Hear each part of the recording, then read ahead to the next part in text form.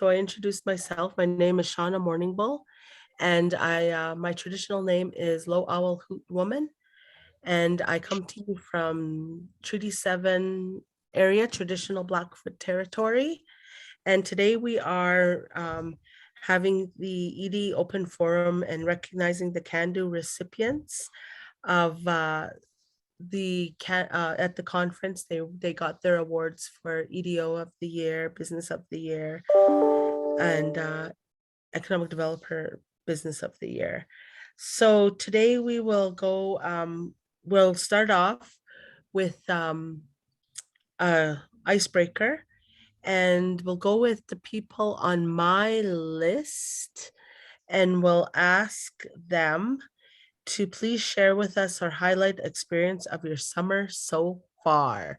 And on here we have Laura Englehart. So how has your summer been so far? It's been pretty busy. I feel like summer's just kind of flying by right now. It's a lot of planning at Jedi so far. But my highlight, I'm trying to think. I guess I went to my first powwow in 2 years, which was nice. Awesome. Awesome. Good job. Yeah. Okay, next on my list is Stuart Wilson.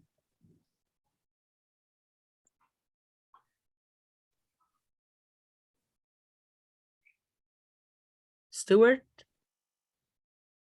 are you available? We'll swing back. Next on my list is Danielle Lightning. How has my summer been so far? Yeah, betcha. Okay, it's been good. Yeah, similar to Laura, also went to powwow this weekend to Enoch. So yeah, so far so good. Lots of fun things. Looking forward to next week. Maybe I'll see you, Shauna, at the Calgary Stampede powwow. Awesome. Yes, I've been actually quite busy down there. I'm the Treaty 7. I'm part of the Stampede, and they have the Treaty 7 walk the stage at the grandstand. And so that's been my duty the last 3 days. I get a break tonight. My daughter's gonna do it. So anyways, that's not my highlight. I have a different highlight. But next we'll go with Elsie Moore. Hey, my summer has also been really busy. The highlight has been, I also attended the Enoch powwow this past weekend, and it was the first one I attended in a while. So that was exciting. And also looking forward to the youth summit that we're planning coming up next month. Yes, that's exciting. That's my highlight. No, I'm just kidding. It will be though. I anticipate it's going to be lots of fun. So Stuart, are you back on? Okay, so then we will go with, who do I have here? Elizabeth, what has your summer been like so far? Summer's been good. Been just like the other ladies. We went to the Enoch Cree Nation powwow here in Alberta. Heading out to Calgary this evening, so I'm looking forward to introducing my daughter. Her name is Unique. She'll be attending her first powwow as a dancer. So she's 13 years old and she's eager and excited. So that is my highlight for the summer. Hi. Awesome. Is she dancing at the powwow at the Saddle Dome? She'll be there, yes. Oh, awesome. Awesome job. So next Stuart, are you back? No? Okay, Albert, what has your summer been like? It's been busy. I hope I can say this on this recording. I've been busier than a one-legged man at an ass-kicking contest. Oh my. But yeah, it's been busy. I really haven't done much. I've been I got to do a little bit of golfing this weekend and give a few lessons. But other than that, been just work, and trying to work so I can take time off in October to take my wife for our 22nd wedding anniversary. Oh, good for you. Congratulations. Yeah. So I haven't taken her anywhere for her anniversary. I keep bringing her Chinese food for the past 3 years. So it's been sufficient, but it's not enough anymore. Yeah. David, we'll go with you. What has your summer been like so far? Oh, so far it's been great, perfect and fine as usual. And I'm actually looking forward to taking some time off after today. Awesome job. Yes, we all need and enjoy this. It's supposed to be like super, super duper hot this week. So 30, I think it's going to get up to about 33. And Les, what has your summer been like so far? Oh, we've been pretty busy up here. You know, we go year round too, so it's nonstop.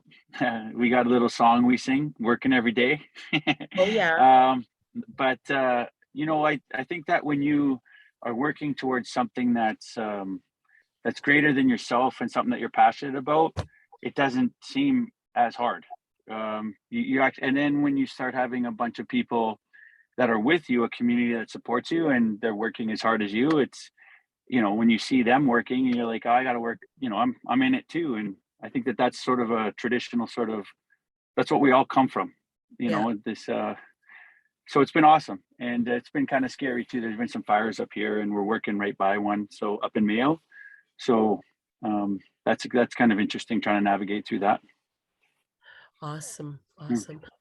Stuart, are you available?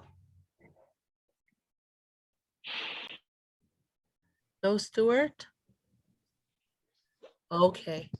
So my highlight so far has been, I went to Harvard for a week and I took a course there, and I was scared at first because the first two classes was finance, and we were given this case study to go over, and I was like, oh my God, finance, like that's everybody's favorite subject, right? But then I get there and holy moly, my nerd, side kicked in, and my partner and I were just giving her, and we were just answering questions.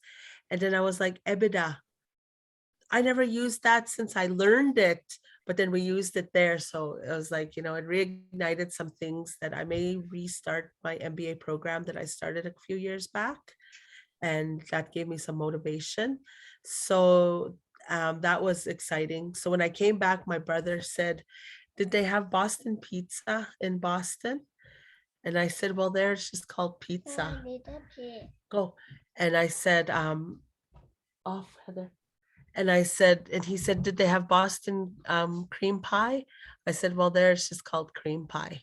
So that was, being in that element was pretty exciting stuff. And if anybody ever has an opportunity to take a executive course there, you know what, jump all over it, because it's something to experience. So that's been my highlight. Calgary Stampede, I'm a big part of Calgary Stampede, so hopefully those who are attending, I'll see you there. And right after this, I'm actually heading down there because we're having a honor dance for my daughter tonight. So they actually wanted to do that for her. She's been a part of the Stampede since she was like 6 years old.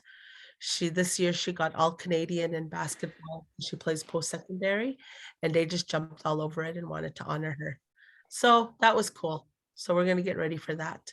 So with that being said, those of you, there's going to be a evaluation sent out.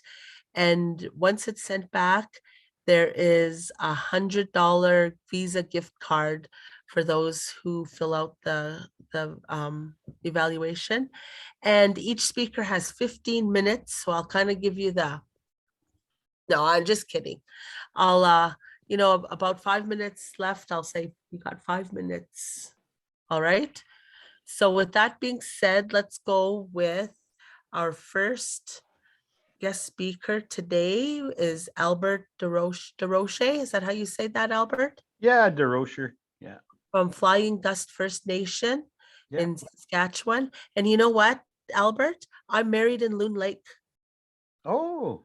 My My husband is a Ben. So David Ben is my father-in-law. So Helen Ben, Richard Ben. Yeah. That's the family, my family.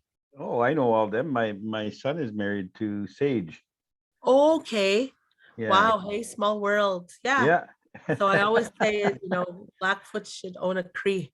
Yeah.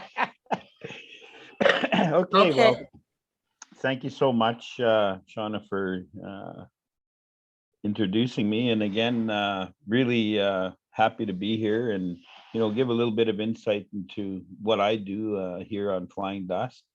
I'm the Economic Development Advisor. I've been the Economic Development Advisor now for 24 years, working with the band 24 years. And it's been an interesting ride, let's put it that way. When we first started, as I said before, we didn't have two nickels to rub together. We had a land base, but we weren't utilizing that land base. So going along with the questions that we had laid out here, I guess I was awarded the EDO of the year through Cando.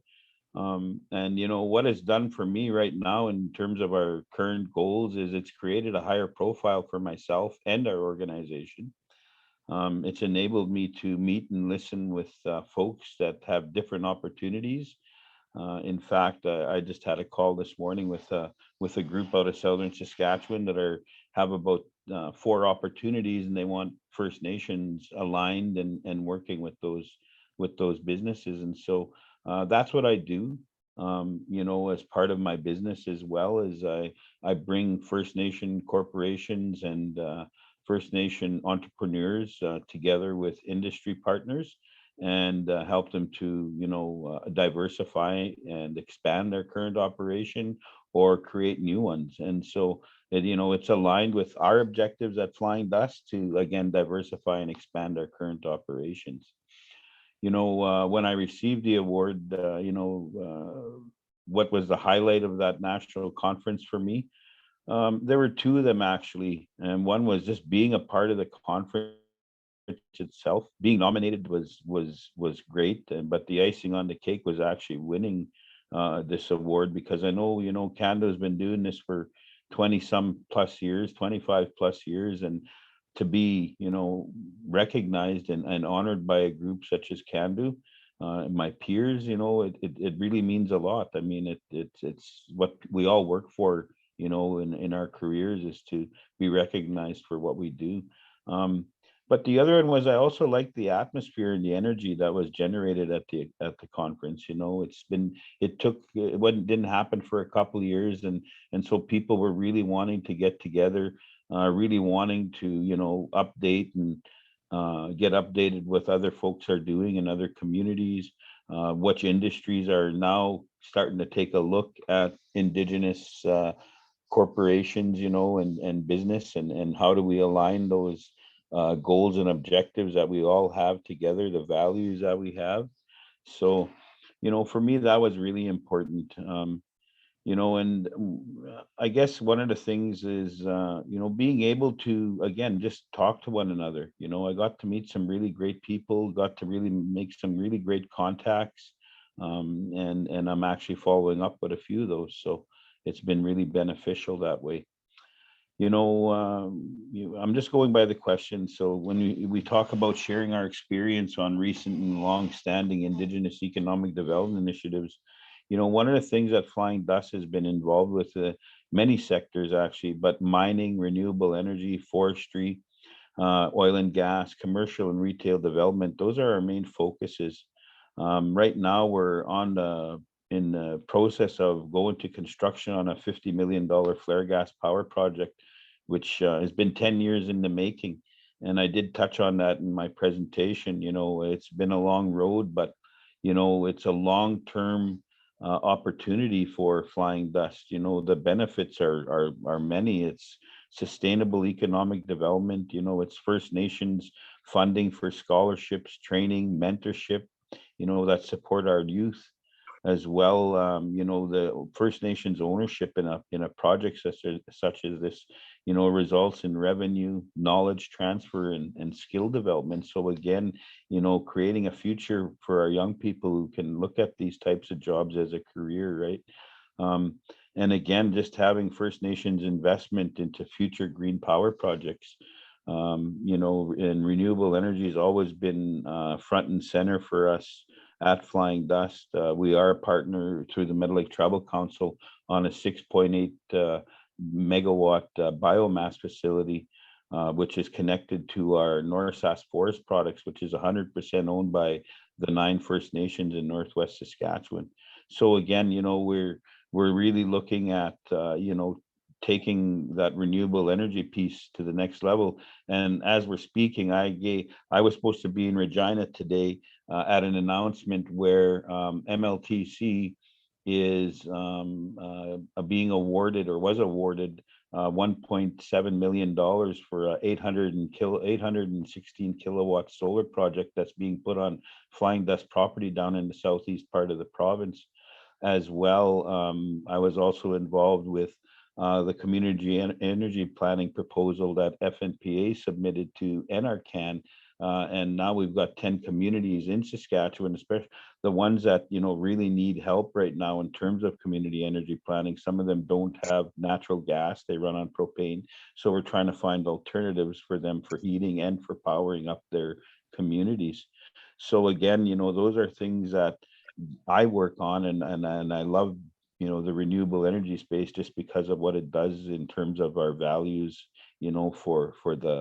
for the environment. And so we want to lessen our footprint when it comes to working with these other groups. The other thing that's been really moving forward is mining. As you know, Saskatchewan is one of the best mining regulatory regimes in the world, and #1 in Canada.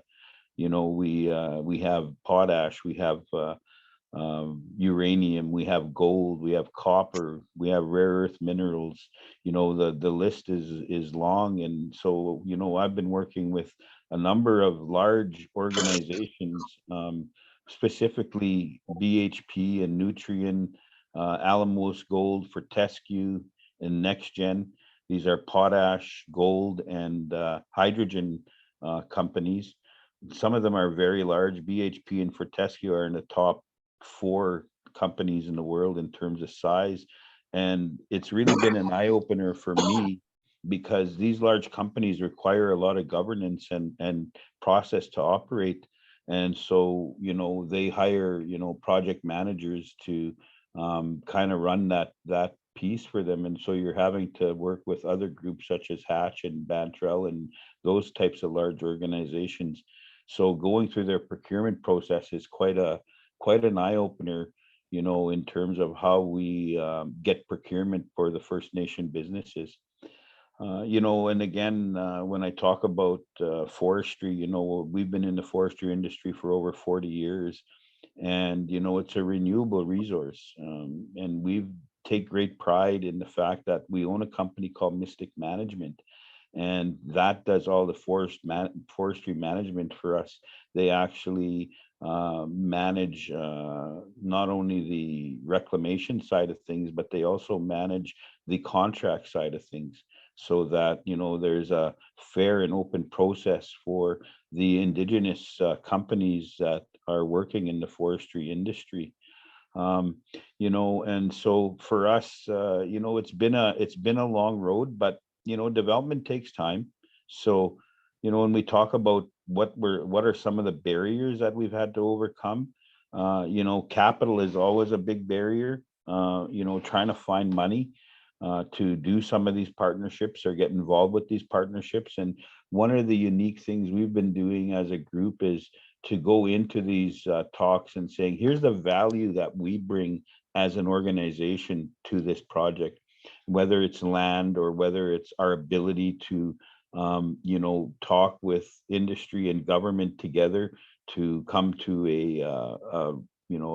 I guess an agreement of how that land gets used, of what's available, what's the reclamation process if there is one, all the environmental aspects that are required, and making sure that our backyards are clean, making sure that we don't leave we leave a positive legacy and not a detrimental or negative one. So again, capital's always been a big one. And again, getting trained and skilled staff. Here we own a housing corporation. We have 45 staff, and when we started, we had 5 folks working, and now we got 45, and we got journeyman plumbers, journeyman electricians, journeyman carpenters, journeyman tin bashers, you know, gas fitters, all that stuff. And 90% of the people working are from Flying Ducks. What we did was work with the Saskatchewan Indian Institute of Technologies, very similar to SAIT and NATE and SAS Polytech, you know, to bring in these trades folks and get them trained up and ensuring that they keep moving up the ladder, excuse me, to get to that journeyman status. Now some of them are looking at leaving us and creating their own companies and that's what we wanted. We wanted those young people to create their own opportunity, to create the ability for them to move on. That's the goal. As always, you know, we don't want to keep our young people here. Yeah, we could use them, but they also have a life and they want to do things that, you know, are best in their, you know, best for them, I guess. So, you know, I guess for me, the other thing too is, you know, trying to deal with government and the funding. So that's a huge piece. You know, I had a discussion on Friday with a fella, and we talked about the lack of ability of government to move at a speed of business. So a lot of our organizations, because they don't have capital, are trying to request funding. Well, you're waiting sometimes up to a year. Yeah, 2 minutes. Waiting up to a year to do this or to do business, and meanwhile business has already gone and done what they're supposed to do. So what I'm trying to get our groups to do is to start looking at capital markets, look at the banking system. I always tell them, if a Muniao, which means a white guy, can do this right without government money, then we should be able to do it too and still make money. So at the end of the day, you know, for me it's important to understand that business is business and we got to move at the speed of business. So my last words for everyone, you know, in terms of advice is be resilient. Don't give up. There are days when you feel things aren't going right. Take a break and come back. The work will still be there. You know, get used to rejection because not everyone can see your vision or your goals. You have to educate them. You know, be patient. Things take time to develop. Our flare gas project took 10 years. You know, our gravel company took 15 years to get to develop to where it's at. But most importantly, have a solid land regime and that you have a good relationship between economic development and the land, because that's a commodity that we have that others require and need. Also, having a team mentality is important. In our office here, we have a big sign that says teamwork equals success, because no one person can do everything all by themselves. It takes a whole group and it takes trust. It takes, you know, respect between one another to do the things that need to get done. And again, leave your ego at the door, because at the end of the day, you know, that's what stops a lot of development, are people wanting to see their way done instead of listening to what other people have to put into the subject matter.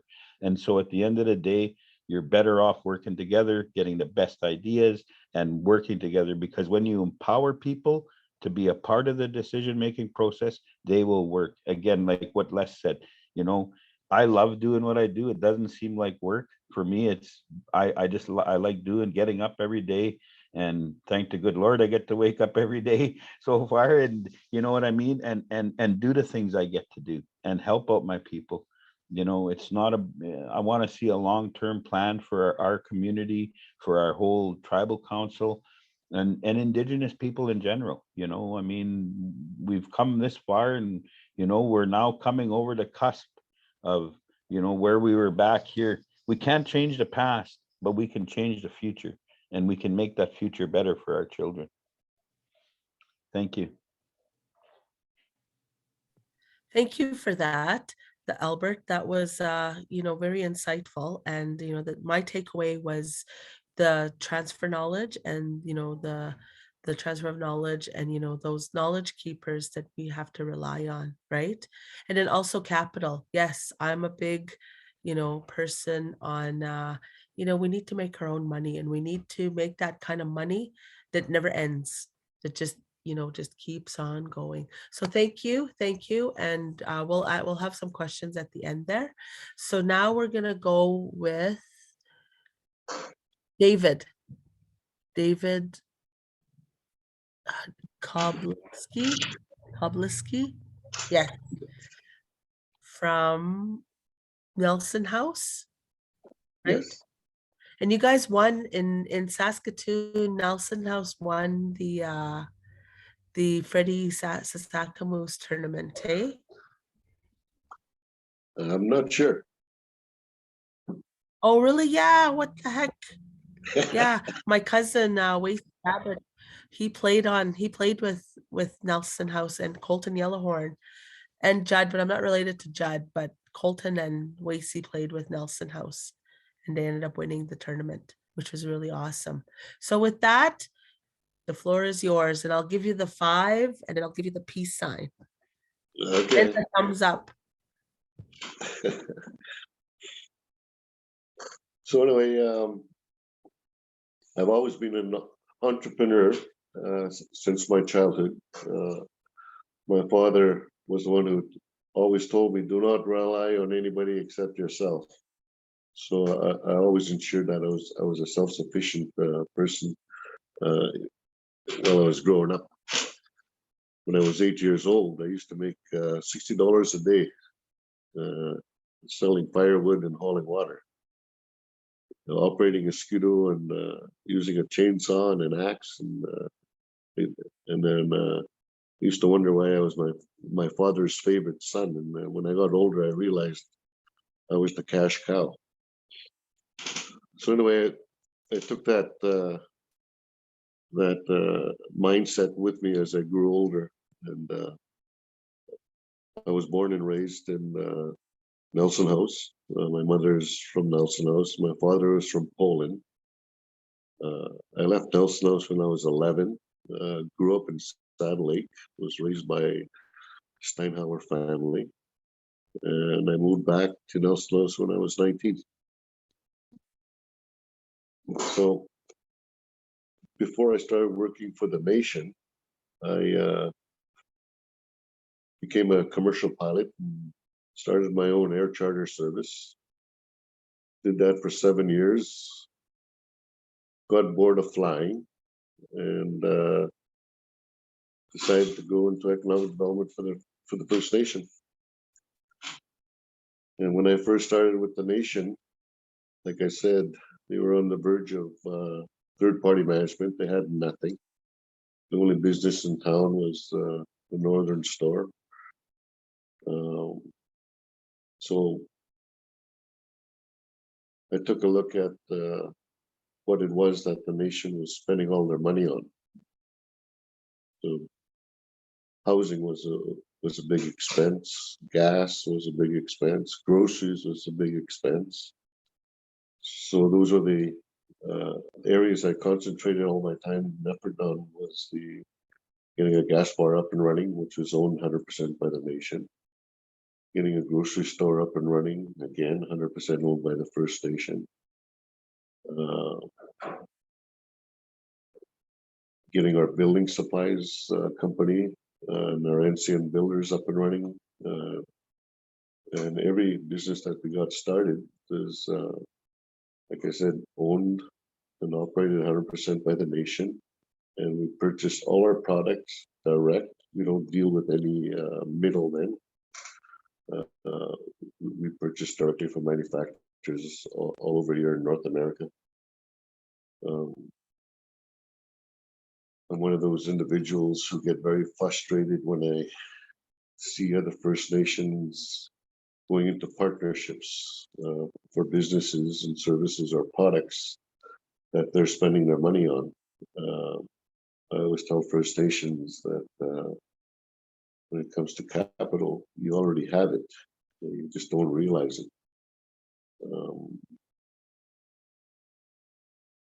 So when you look at partnerships or enter into a partnership, and I'll use gas bars as an example, I see a lot of First Nations partnering, let's say, with Petrocan or Shell or other gas companies. And they're the ones that more or less dictate how that business is going to operate. And they're the ones that are making all the money, and the nation's only getting peanuts. We have 2 gas bars, 100% owned by the nation. And because every gas company that was out there wanted to partner with us, and what they said was, oh, we'll build it. It won't cost you anything. over 25 years, we paid off, and this is what you get. I said, no. I said, we're going to build it. And if you want to supply gas to our gas station, you give me a quote. So because of that, we purchase our gas 3.5 cents a liter cheaper than anybody else in Manitoba. We also get our gas cheaper than Petro-Can gas stations do. The benefits to our nation because of the path that we've taken in owning the businesses 100% is we benefit 100% financially from the profits that are reinvested back to the community infrastructure, community programming, employment and training opportunities that are out there.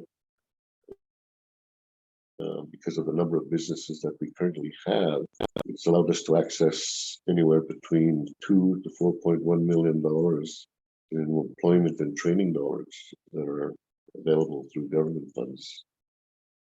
So that was a huge benefit also.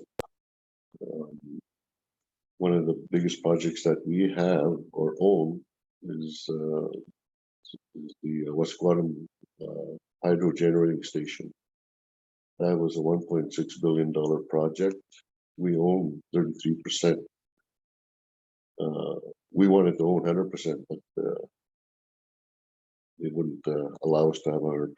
So we end up getting and being able to negotiate at 33%. It's the same thing with mining. In northern Manitoba, mining is a huge thing. And I've always said that there's nothing preventing First Nations from owning a mining company 100%. And I use the hydro dam as an example that we can own 33% of a $1.6 billion project. There's no reason why we can't own a mining company. So the opportunities are out there for a lot of First Nations to capitalize when it comes to economic development. All you got to do is take a look at the products and services that each First Nation is spending all their monies on, and you build on that, and you'll find out in a hurry everybody else is getting rich off of us except ourselves. So here in northern Manitoba, NCN has turned that around, where we're now benefiting a heck of a lot more than people like to see us benefit. But at the same time, the success of our economic development has made us what you call a model to look at in regards to working towards being a self-sufficient and self-governing First Nation. As I've always said, in order to be self-governing First Nation, you need to generate your own revenue and sole source funds that you the leadership decides, and the people decide on what it's going to be spent on. As long as you rely on government funding, you'll never become a self-governing First Nation. So with that said, in regards to winning the award for Economic Community Developer of the Year, the community members and especially the employees of all the businesses, they were actually pretty proud of achieving that award. And I made it very clear to the community and to the employees that they were the success and the reason for this award. It wasn't me. I always tell people that I don't manage my employees, they manage me. If they don't tell me what needs to be done, I can't help them. I always use the analogy with my employees that here's the big picture, and this is the puzzle, and each employee is a piece of that puzzle. And if there's a piece missing, you're not going to have a complete picture. So every employee, doesn't matter which business they're in or what their role is, they're all important, because without that piece in the puzzle, it ain't going to get done. So other than that, I always say there's partnerships that work, then there's others where you have to take the bull by the horn and just do it yourself 100%. And quit giving your monies away. But thank you.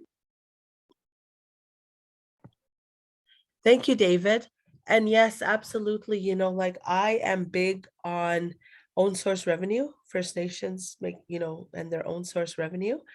My First Nation elections were 3.5 years ago, and so many people wanted me to run, but my mindset is I want to make money.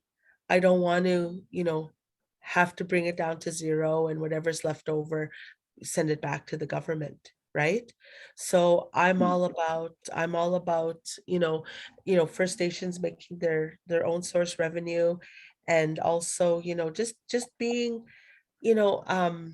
affluent, and also, being a part of the community and creating, right? So I'm the lead, follow, or get out of the way. That's how I think, and I that's what I hear from you. So thank you for those words. Thank you. And I wish you all the best. And with help, we're helping, your First Nation, and good stuff. Good stuff. So next we have Les. So Les is you're from Walker Homes Construction in the Yukon, right? Yes. Yeah.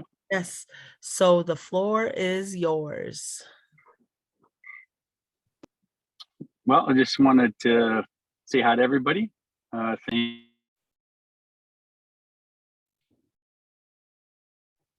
Thanks for inviting me down here. Sorry, I just muted myself. I think that it's just amazing to be amongst a group of people that are working so hard. And what's really cool is a lot of the things that are coming out of some of the entrepreneurs and business people are things that I've been saying for a long time. And it's really, it really gives efficacy to a lot of the ideas that I'm having. And it's really motivating to see so many people that have achieved so many great things. So, I mean, when I went down to the Cando Festival, it was like the Willy Wonka chocolate factory. And I was a little kid. It was so exciting. And it was just an amazing experience to be a part of all that. I definitely think, sorry, I keep muting myself, but I definitely think that for me, an award is awesome. And personally, it's just a piece of plastic that sits on the counter.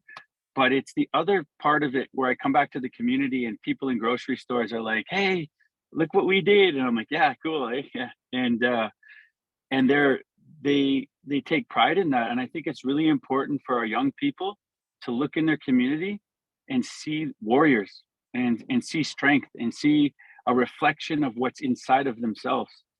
And because a lot of the times we grow up and we look around and all we see is pain and suffering. And so I love that, and I love seeing that strength, and it only kind of energized me.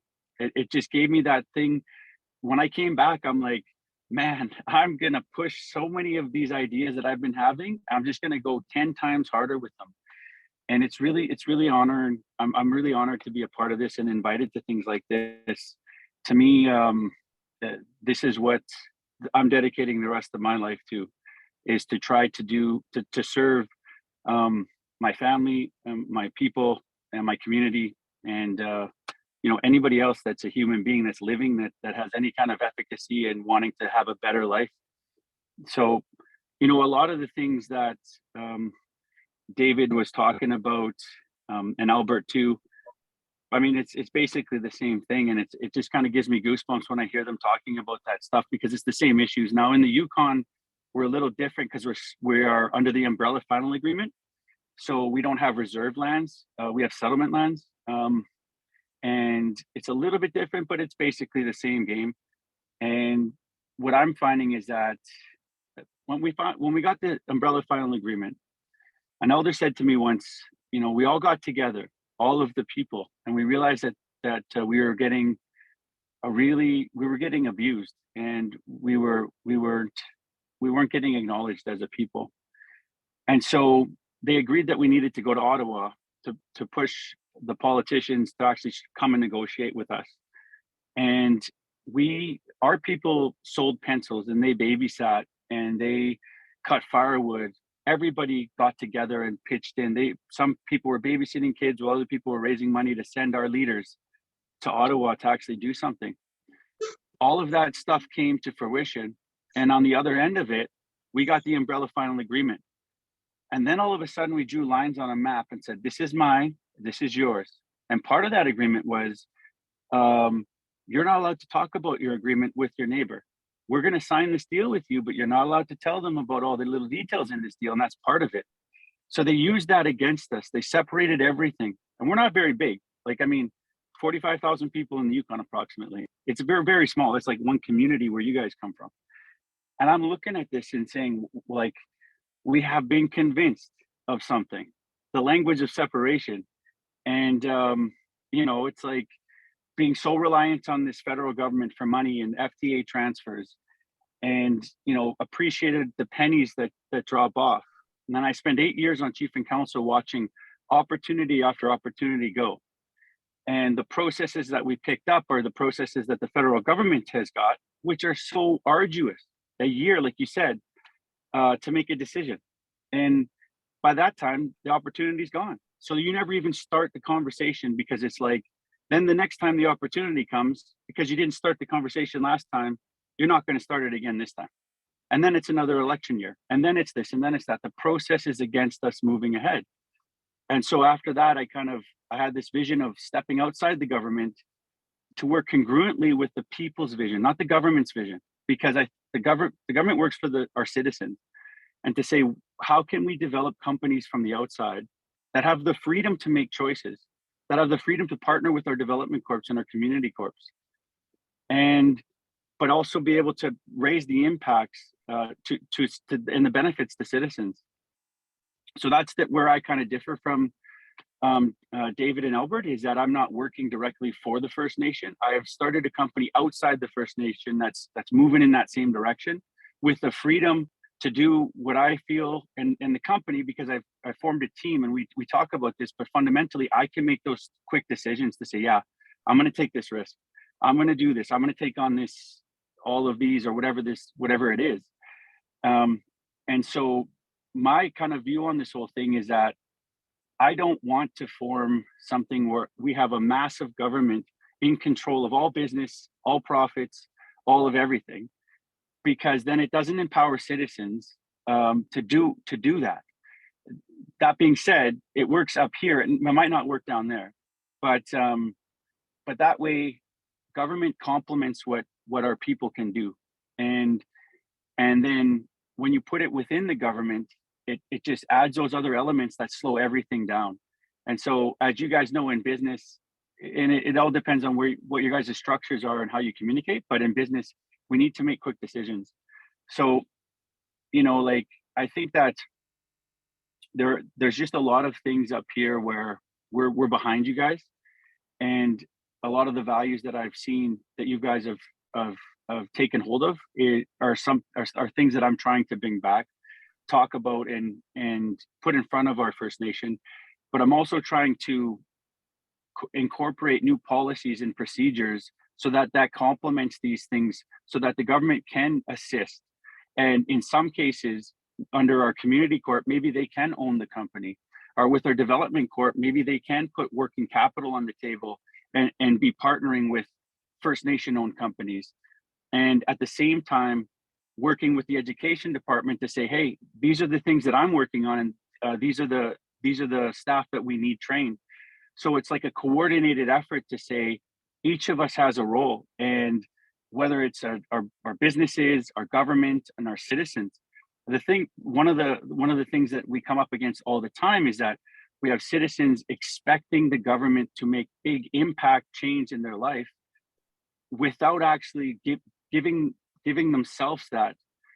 So it's like, my life isn't going good because of chief and council, or my life isn't going good because of my First Nation. And when you do that, you give all power to somebody outside of you. And then you're waiting for them to make these big impacts and not doing it yourself. And now I'm not saying that First Nations shouldn't be working to do, to help, to provide programs and services, but we shouldn't be relying on them to do all this stuff. And the way we've kind of looked at it is like, we hold our government accountable. So we elect a politician, we elect our council, and we hold them accountable for what are you doing? Why aren't you doing this? Instead of saying, hey, chief, how's it going, man? I know it's hard.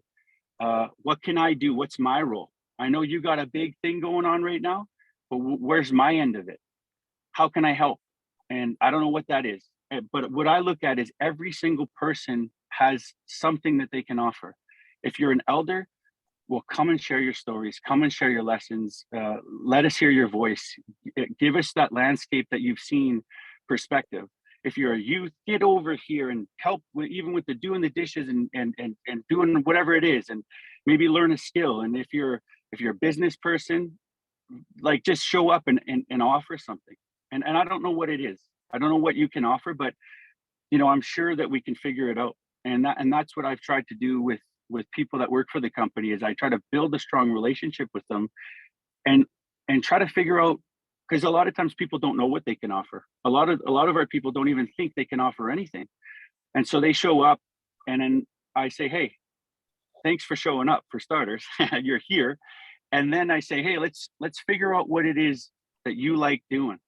So I have conversations with them, and we cultivate something. And I'll tell you a story. I know I don't have a lot of time, but here's one individual. So the chief's son, or the chief called me one day. He's like, hey, my son's looking for a job. Can you offer him some work? And I'm like, oh, well, we'll see. He's like, well, he's a bit of a troublemaker, blah, blah, blah. I said, I'll stop you right there. I said, just let him show up and I'll suss it out. So he shows up, but he's kind of like a little bit like Eeyore, like dragging his feet, kind of hanging his head. And I'm like, okay, so I'll let him be for a little bit. After a few weeks, I approach him and I said, hey, you've been here for a few weeks. Just wanted to, say hi and reintroduce myself to you. And I just want to ask, what are you doing here? And he kind of didn't understand what I was saying. He's like, what do you mean? I said, well, why are you here? And he's like, honestly, all I like to do is play video games. I'm broke and I need money. I said, cool. I said, you know what? As long as you show up and do work, I will put money in your pocket. Enough said. We got an agreement. We started small. We have an agreement. I waited a few weeks, came back up to him. Maybe it was a month later. And I said, okay, you've been here for a month now, or almost 2 months. Is there anything here that you like? You like finishing? Do you like framing, forming, siding, roofing, anything? He's just like, I don't know. I said, well, what about Bobcat or excavator? And I could see him kind of look at me. I said, the cool thing about running a Bobcat? The first time I ran a Bobcat, it was like playing a video game. And I could see his eyes light up a little bit. And I ended it there. I said, okay, well, I got to go. And a couple of days later, he came up to me and he said, hey, man, are you serious? Would you train me on a Bobcat? I said, if you shake my hand now and commit to this company, I will train you on every piece of equipment that we have. And I will make sure that you go to school as an operator. Reached out, shakes my hand. To this day, you come down to the site, he's one of the hardest working guys on the crew. Smile across his face. All I see is pearly whites every time I come up. He's working and just moving through life. And he's living his best life. I did nothing. All I did was have a conversation with him. And then I built on that. We had a small agreement. Now, traditionally, if I would have went to my boss and said, all I want to do is play video games, he would have said, you're fired. I want people here that want to work. So that's not who we are as a people. The things that we're talking about make sense because we're not inventing them. We're reconnecting with our culture, which is so cool.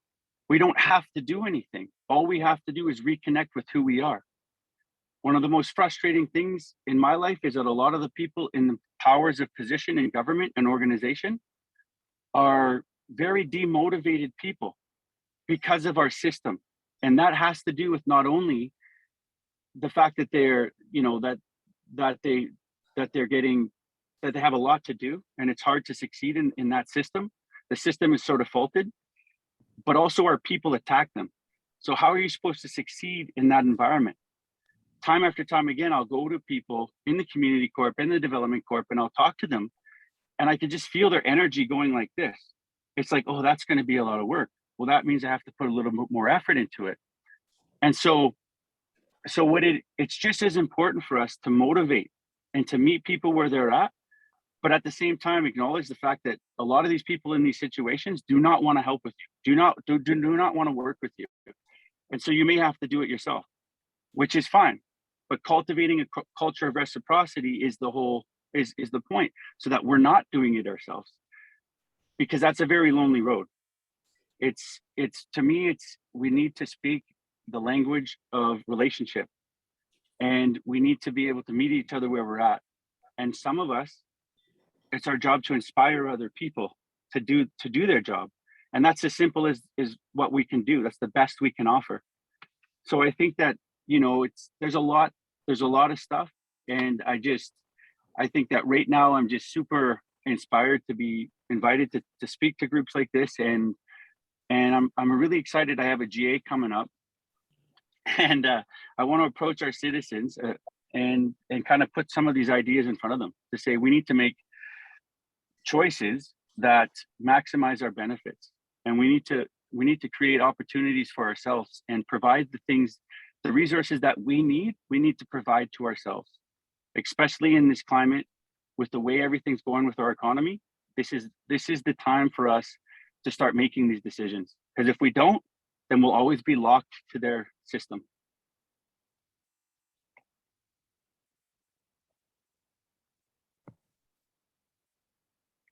Are you done? No, I'm just getting started. Let's go. Give me another 15. I need another 15, I tell you. Awesome. You know, when I was listening to you, I probably look like a different person than when I black the screen out. I try to take advantage of all my time, but I listen. And one of the things you started off with was, you know, being a warrior, you know, in your community. And, you know, I always say, I want to be a good ancestor. You know, when people say, you know, what legacy do you want to leave behind? Well, I want to be a good ancestor, right?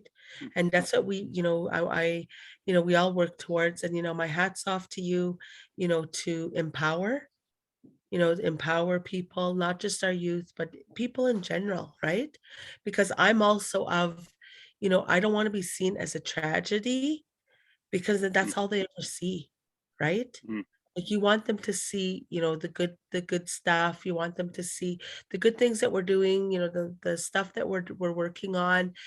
And you know, not just as a tragedy all the time, because then, you know, that's all it is. You know, and I know that there are, you know, these truth and reconciliation times, you know, there are people out there that are trying. You know, there are people out there that, you know, the non-Indigenous that are trying. You know, they recognize it, they appreciate it, and they try it, right? And so, you know, my hat's off to you for empowering those that, you know, you work with or you hire. And, you know, I'm of the same way. Like, I don't manage personalities, I manage work. You know, so you know, we're all adults. You know what your work is. You know, when you treat people like that, they work hard for you, definitely. So thank you for those words. And you know, thank you for those words. And are there any questions? I'll open the floor for questions.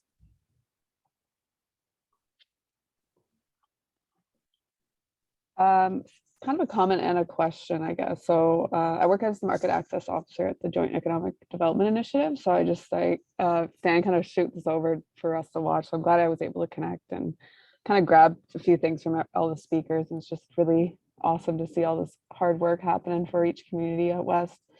I guess I think it might have been Albert that mentioned capital access issue. And I loved how David was like, the capital's there, you just need to know how to use it. But I've noticed a reoccurring thing, even in my position, is the whole access to like commercial banking. I'm just curious to know, I guess, maybe quickly, because we don't have that much time, it's like, what needs to change? What is that barrier that's really hard for us to kind of be comfortable with that realm? It is easier for white people to get these things going, right? And we don't want to always just be reliant on government funding. But yeah.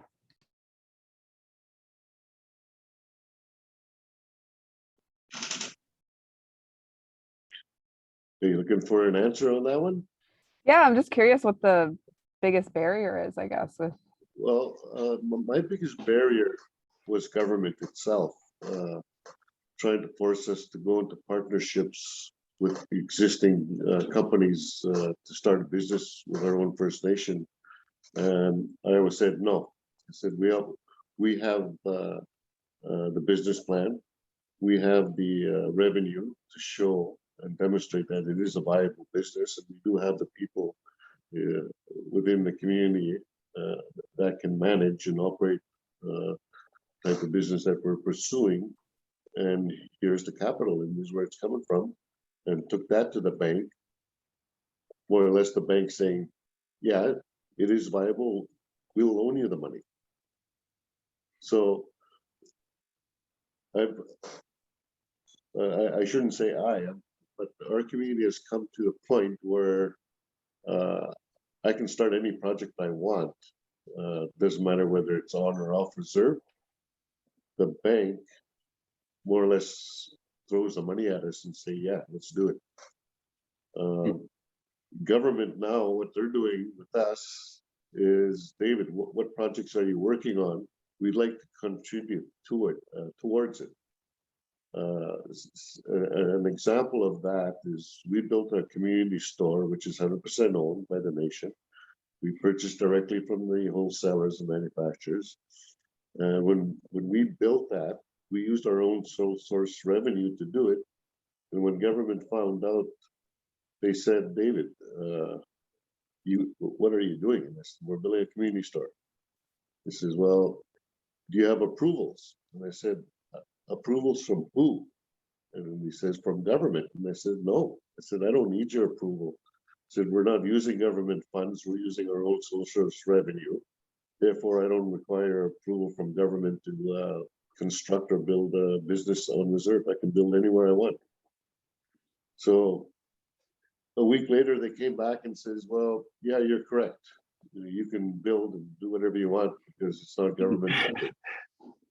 But therefore, what they said was, can you give us a completion report and we'll like to contribute $1 million towards it. So it was a $3.9 million project. Did a completion report, gave it to government, they gave us a check for $1 million. So, like I said, we don't rely on government funding to do anything. We just go ahead and do it, and then they come to us and more or less give us that PR. Like, we want to be a participant of your project because government wants to be a part of success. So when government comes to me and say, David, would you like to take a look or pursue a certain project? When they ask me to pursue a project and they're going to fund it, I know it's going to fail because a lot of times any project that's funded by government are failures or short term. So I don't really spend too much time with government. I deal directly with the bank, and the banks are happy because they know every business that we have are successful and are viable, and they have no concerns. If I could add, if I could add to that, David, I guess in my position, when we started out, the banks weren't really our friends. And so we had to go to government to get some development costs, the soft costs taken care of. I guess when you go to the bank, what they want to see is what type of equity you have, what type of assets you have to back up your project. And then again, what relationship do you have either with a partner, existing partner, or who are you going to be doing work with, right? Whether it's through supply chain or in distribution, whatever. Right now, RBC BMO and First Nations Bank are the three leaders right now in lending. And when it comes to Indigenous organizations, BMO's got a really great funding or financing program in place. They're out of Winnipeg. Jeff McCauley is one of the fellas that actually runs that and on behalf of BMO. So they also have what they call transition funding for communities that are, trying to get into different industries, more unique industries sometimes. So again, working with the banks, they can be your friend as long as you have the proper information. Again, showing that you're going to have the ability to repay, the loan that you're requesting. Having really good, solid financial administrative laws is very important. Showing you have good governance, and HR policies, again, are very, very important when you're talking to the lenders. They need to see the whole gamut. It can't be just based on the opportunity, because as we know, opportunities come and go. Nothing's ever a given. It doesn't matter what you're doing in life. You still got to make sure that you have a long-term plan in place to work with the banks. Now, the other option is FNFA, First Nations Finance Authority out of BC. And that group works with the First Nations Financial Management Board in developing those good governance policies, so that when you do go to the bank, if you're turned down by other, that you do have all those in place already. Again, it's all about the foundation that you have and developing a good strategic plan, showing that vision or them goals and objectives to the banking industry or to the financial industries, and showing how they can get a rate of return back on their dollar.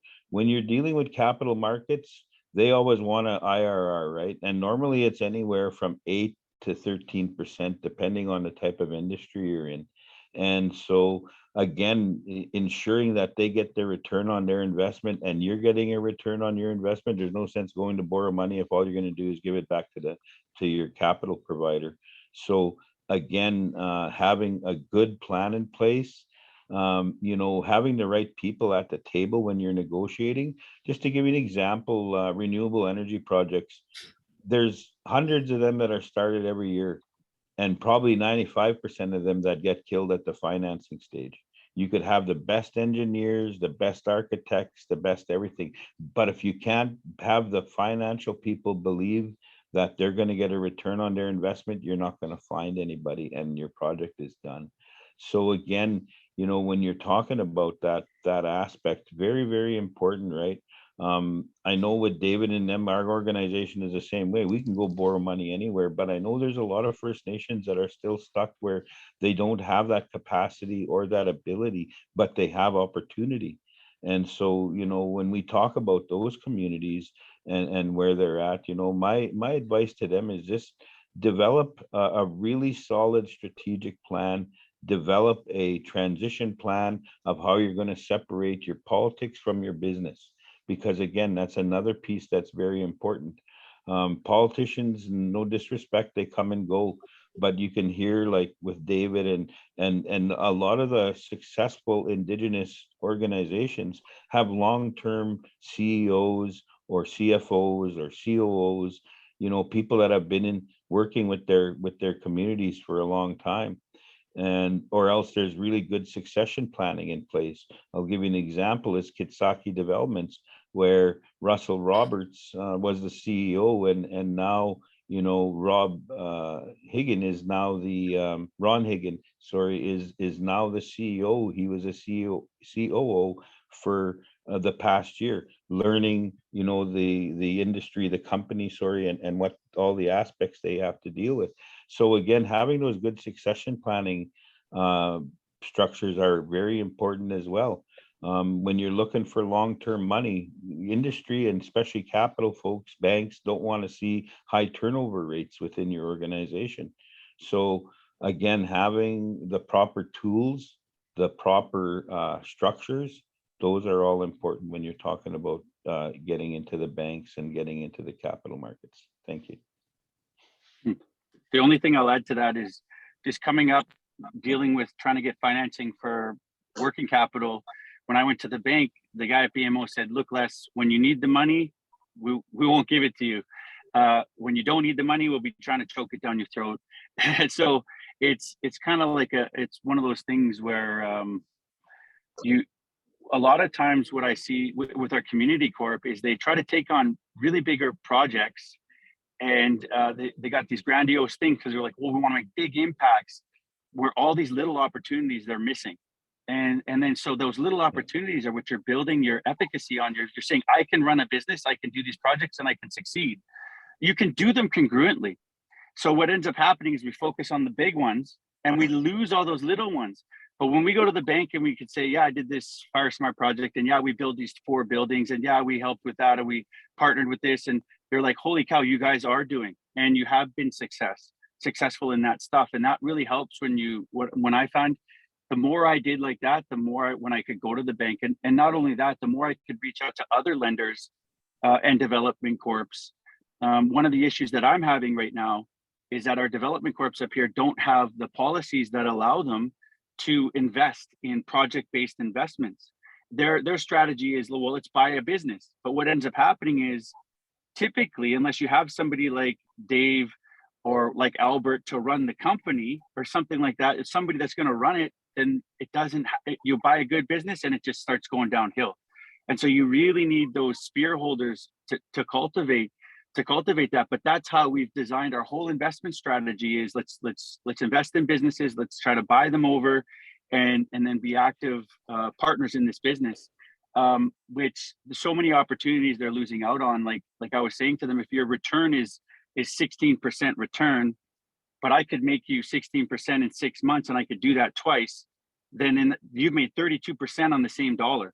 But you don't have the investment strategy that allows you to do that. And so it's about looking at all of our organizations to say, how are they allowed to invest? Like I said, up here, it's a little different than down there. So we have a different structure, how we do things. So, but I see that coming up all the time. It's like so many opportunities aren't there because of these policies that don't allow us to do these kinds of things. But as you're starting up a business, just don't be afraid to start on those small ones and just build yourself up, because really that's what banks like to see anyway, the longevity of these things. And are you going to stick around? And because, like, you know, we talk about business, like he talks about projects, but you know, that's in every field. Like, I mean, like, and any person, it doesn't matter who you are, like how many businesses start up and fail, like not many actually succeed. You know, we always see these businesses that start up with good intention, but they're not able to maintain. And so so in any field, it has really nothing to do with First Nation or non-First Nation. Business is hard, and coming up with that can be difficult. But it's like all of these things that we're talking about kind of play into it. It's kind of cool when you're looking at that whole picture. Yes, lots of moving parts. So with that, I'd like to thank everybody. There's also, you mentioned development corps that could go after financing. There's also developmental lenders that are in place. There's banks that, you know, have Indigenous bankers that you know, will work with an organization. So I'm you know, thankful that you guys all mentioned those different types of scenarios and resources. So don't forget to fill out the evaluation that'll be sent out, and your name will be put into a draw for $100. And you know, I would like to thank everybody, Albert, David, and Les, for bringing your insightful words and your journey. I know it's, you know, a long journey, but you know what, you're paving the way, and you know, you're helping our people at the end of the day, and you're showing that, you know, it can be done. And definitely, you know, we don't need the government, but they've done a good job of saying, hey, yeah, you know, you need us, but we don't. And you know, so I'm proud today that I was given this opportunity to MC this event. And you know, I look forward to seeing you guys down the road. And on behalf of Cando, I'd like to thank all of you, and have an awesome day. And round of applause for everybody. Yeah. So with that, have a good rest of the day, and we'll see you guys all soon.